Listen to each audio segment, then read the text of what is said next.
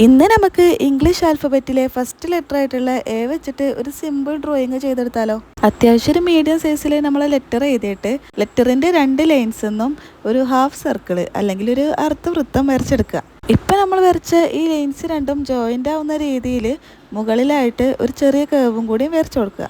ഈ ഒരു ബോഡി പാർട്ടും കൂടി വരച്ച് കഴിയുമ്പോൾ നിങ്ങൾക്ക് ഏകദേശം മനസ്സിലാവും നമ്മളിത് എന്താണ് വരക്കാൻ പോകുന്നത് എന്ന്. ഞാനൊരു ലേഡി ബഗിനെ വരക്കാനാണ് ഉദ്ദേശിച്ചിട്ടുള്ളത് കേട്ടോ.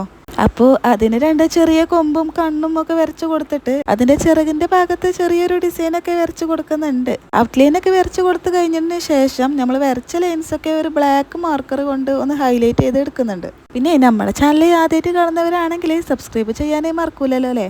ഇൻസ്റ്റഗ്രാമിലാണ് നമ്മുടെ വീഡിയോസ് കാണുന്നത് എന്നുണ്ടെങ്കിൽ ആ ഫോളോ ബട്ടണും കൂടി ഒന്ന് ക്ലിക്ക് ചെയ്തോളി. ബ്ലാക്ക് കളർ വരുന്ന ഭാഗത്തൊക്കെ ഞാൻ ആ സ്കെച്ച് കളർ കൊണ്ട് തന്നെ ഒന്ന് കവർ ചെയ്തെടുത്തിട്ടുണ്ട്. പക്ഷേ ബാക്കിയുള്ള ഭാഗങ്ങളൊക്കെ ഞാൻ സാധാ പെൻസിൽ കളർ വെച്ചിട്ടാണ് കേട്ടോ കവർ ചെയ്തെടുത്തിട്ടുള്ളത്.